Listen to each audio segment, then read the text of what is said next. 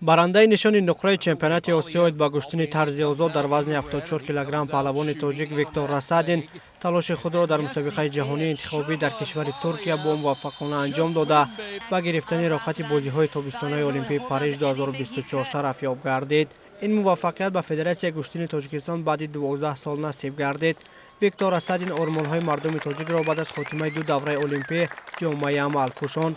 Федератсияи куштини Тоҷикистон заҳматҳои ин паҳлавони тоҷикро қадрдонӣ намуда дар ҷаласае ки бо ҳузури намояндагони устодону мураббиёни барҷастаи куштини тарзи озод ва намояндагони васоити ахбори omma сурат гирифт, ин саҳифаро дар 13 соли охир рӯйдоди беназир арзёбӣ намуданд. роҳбарияти федератсия ба дастпарвари муассисаи давлатии мактаби варзишии ноҳияи Данғара ки таҳти мураббиён Сорбон Абдулҳаев ва Артур Константинов тамрин мекунад, зиёда аз 100 000 сомонӣ тақдим намуд ки ин иқдом ҳавасмандӣ ва рӯҳияи варзишгари ояндадори кишварро ба маротиб баландтар мекунад. Это для меня мотивация, и я сейчас буду готовиться уже более усерднее к Олимпийским играм. И надеюсь, что при хорошей подготовке у меня получится выиграть Олимпиаду. Уже с 3-4 июня начнутся сборы. Первый сбор у меня пройдет в Новосибирске.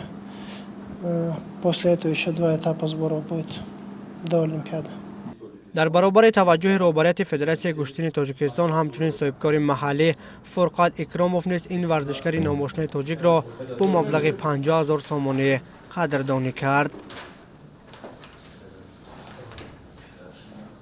мехостам қабл аз ҳама изҳори сипоси худро ба пешвои муаззами миллат, ба президенти кумитаи олимпии муҳтарам ҷаноби олӣ барои пайваста дастгир намудани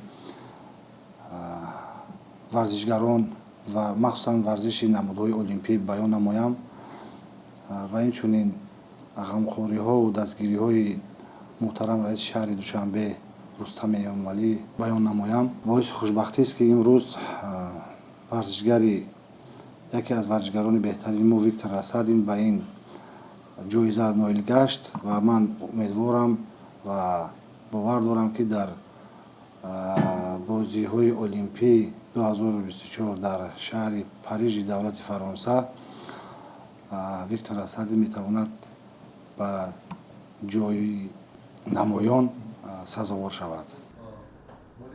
акнун баъди ба даст овардани роҳхати бозиҳои олимпии Париж 2024 Виктор Рассадин бо истуди мураббиён ва роҳбарияти Федератсияи куштини Тоҷикистон тасмим гирифтанд ки барномаи мукаммали омодагиро ва мусобиқаҳои бошукӯй дар пеши сода ҳарчи зудтар амалӣ намоянд. умед бар он мебандем ки дар мусобиқаҳои оянда бахусус дар бозиҳои олимпии Париж Виктор Рассадин бо ҳунарнамои волои хеш соҳиби зинаҳои ифтихорӣ мегардад ва ба шарофати ин варзишгар парчами ҷумҳурии Тоҷикистон дар арсаи байналмилалӣ парафшон мегардад. баъди бозиҳои олимпӣ мусобиқаи ҷаҳонӣ аз намуди куштини тарзи озод ва юнони румӣ дар назар аст ва бозиҳои осиёӣ дар давлати Таиланд дар назар дошта шудааст ва мо дар ин мусобиқаҳо ҳам варзишгарони мо иштирок хоҳанд кард.